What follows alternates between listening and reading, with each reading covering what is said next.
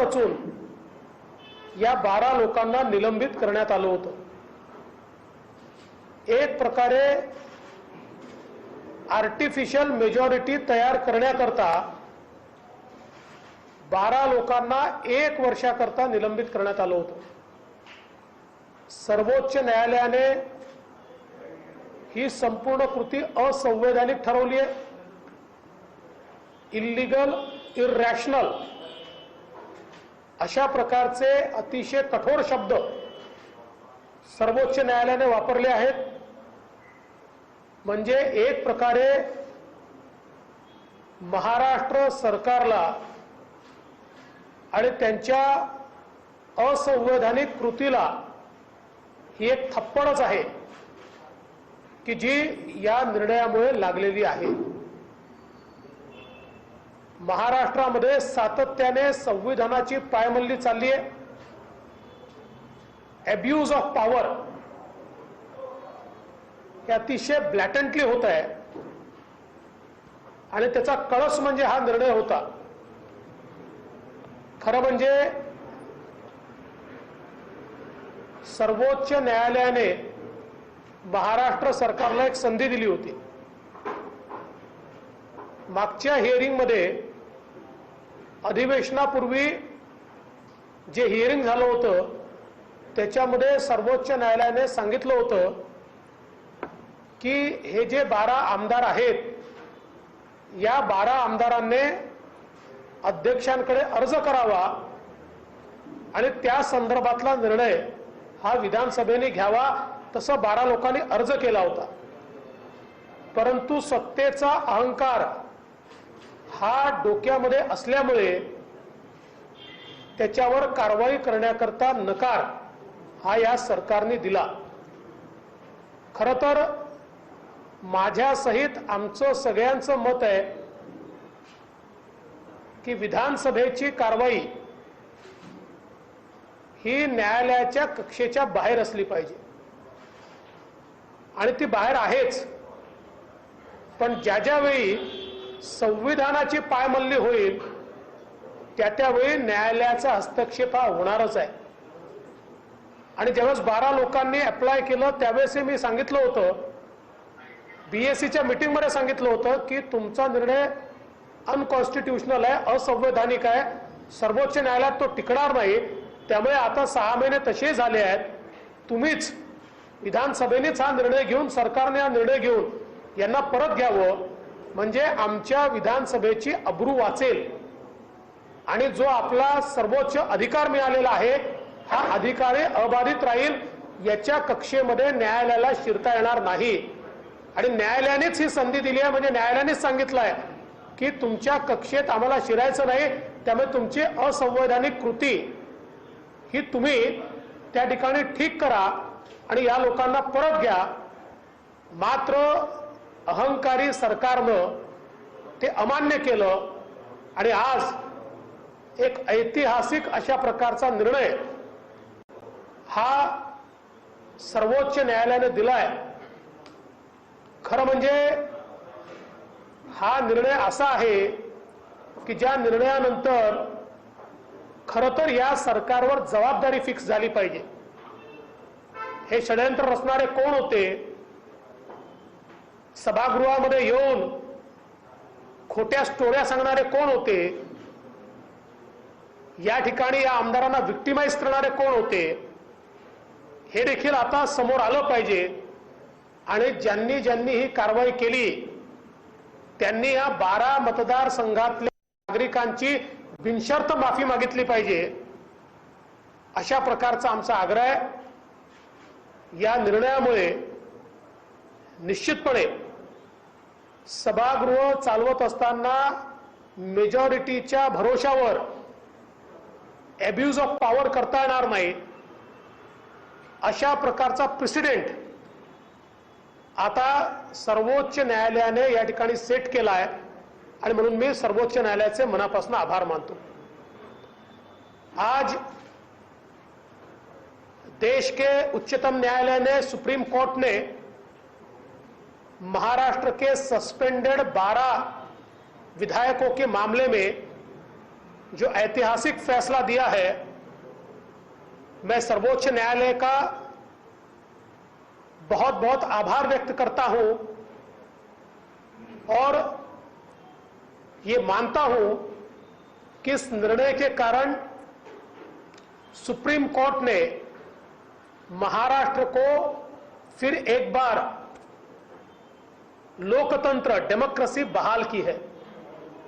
जिस प्रकार से महाराष्ट्र की सरकार ने आर्टिफिशियल मेजॉरिटी तैयार करने के लिए 12 एमएलए को 1 साल के लिए सस्पेंड किया था, ये 12 एमएलए ओबीसी के हक के लिए सभागृह में संघर्ष कर रहे थे और उपसभापति के चेंबर में जो बात हुई उसको आधार बनाकर और जो घटना घटी ही नहीं, ऐसी घटना का सृजन करते हुए अपनी खोपड़ी से ऐसी कहानी तैयार करते हुए ये 12 लोगों को सस्पेंड किया गया और आज उस सस्पेंशन को निरस्त करते हुए सुप्रीम कोर्ट ने बड़े ही कड़े शब्दों का इस्तेमाल किया है। इस असंवैधानिक कृति को इल्लीगल, इर्रेशनल और असंवैधानिक करार आज सुप्रीम कोर्ट ने दिया है। एक प्रकारे महाराष्ट्र सरकार की, एमवीए सरकार की असंवैधानिक कृति पर एक करारा थप्पड़ सुप्रीम कोर्ट के आज के इस फैसले ने जड़ा है। इसलिए मैं सुप्रीम कोर्ट का बहुत बहुत आभार व्यक्त करना चाहता हूं। वैसे तो हम लोग ये मानते हैं कि हमारी जो लेजिस्लेचर है, हमारी जो विधानसभा है, उसमें कोर्ट का दखल नहीं होना चाहिए और प्रायः कोर्ट भी इस प्रकार का दखल देने के लिए प्रयासरत नहीं होता, वो टालता है।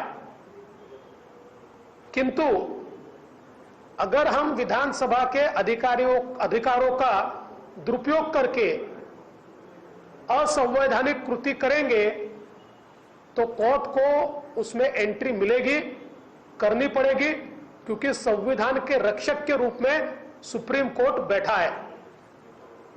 और सुप्रीम कोर्ट ने एक अवसर हमारी विधानसभा को दिया था जब पिछले हियरिंग में उन्होंने इन 12 एमएलए को यह कहा था कि आप विधानसभा को एक एप्लीकेशन दीजिए, एक अर्जी दीजिए और विधानसभा उस पर विचार कर सकती है। तो सुप्रीम कोर्ट भी यह चाहता था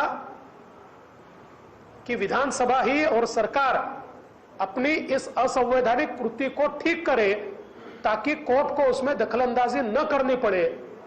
किंतु यह सरकार इतनी अहंकारी है कि इस अहंकारी सरकार ने यह सारी चीजें करने से मना किया और अपने निर्णय को कायम रखा। इसलिए आज सुप्रीम कोर्ट को इस प्रकार का फैसला करना पड़ा है। हम ये मांग करते हैं, जिन लोगों ने यह षड्यंत्र रचकर हमारे 12 एमएलए को बाहर रखा, अब उनका भी पर्दाफाश होना चाहिए और इन 12 एमएलए को इलीगली, इर्रेशनली, अनकॉन्स्टिट्यूशनली बाहर रखने के लिए ये 12 एमएलए की कॉन्स्टिट्यूएंसी की जनता की माफी ये एमवीए की सरकार ने मांगनी चाहिए। इस प्रकार की हमारी मांग है।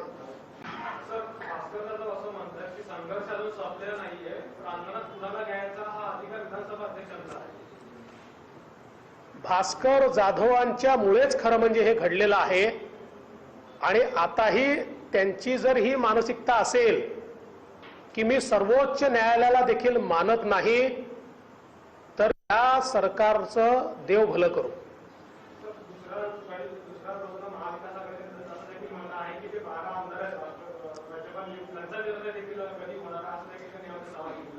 त्याचा याच्याशी काय संबंध आहे?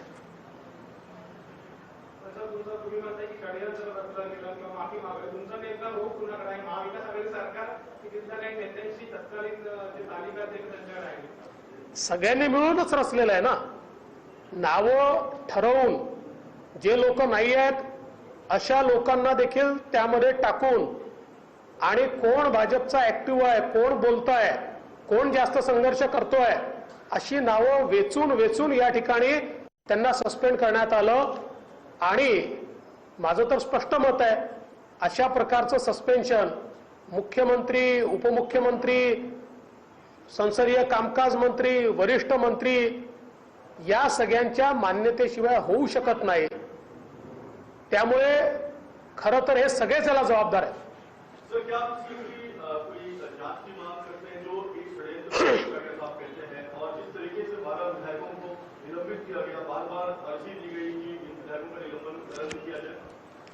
देखिए, अब विधानसभा की जांच तो कोई कर नहीं सकता है, ऐसा किसी का अधिकार भी नहीं है.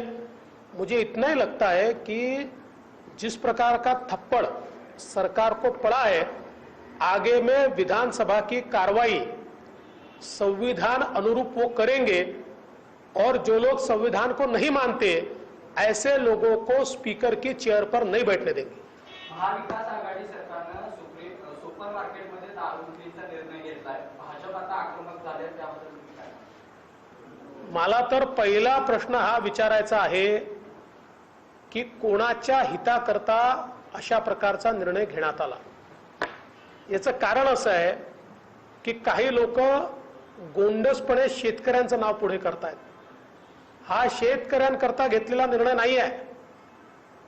काही लोकांनी नव्याने दारूच्या कंपन्या किंवा एजन्स्या घेतलेल्या आहेत. कोण आहेत ते तुम्ही शोधा. आणि अशा लोकांच्या भल्याकरता हा निर्णय घेण्यात आलेला. आणि एवढंच नाही तर वाईन तयार करणाऱ्या एका फार मोठ्या उद्योजकासोबत नेमकी कोणाची बैठक झाली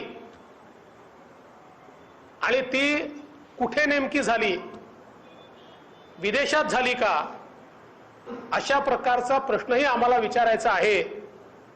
आणि म्हणून हे काही साधा घेतलेला निर्णय नाही आहे. याच्या मागे फार मोठं अर्थकारण आहे. अर्थपूर्ण पद्धतीने घेतलेला निर्णय आहे. आणि महाराष्ट्राला मध्य राष्ट्र बनवण्याचं हे जे काही स्वप्न या सरकारचं दिसतंय त्याचा आम्ही निषेध करतो.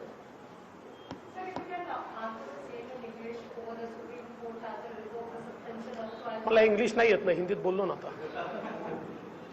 शराबबंदी के बारे में जो आपने कहा, ये इनका रेगुलेट करने की बात कर रही है महाराष्ट्र विकास आघाड़ी सरकार. का कहना है कि जो 1000 फुट से ज्यादा बड़ी ग्रोसरी स्टोर होंगे वहां पर इनकम जनरेट होगी. पहले तिचं उत्तर देऊन देतो. I would like to thank the Supreme Court for this historical decision to restore the 12 MLAs suspended by Maharashtra legislature. It's a tight slap to the MVA government who has acted unconstitutionally and as rightly pointed out by the Supreme Court that they have acted illegally and irrationally. This government, the Maharashtra government, has been acting unconstitutionally for a long time, and they feel that they are above constitution, and that is why they suspended these 12 MLAs for 1 year on a story created by them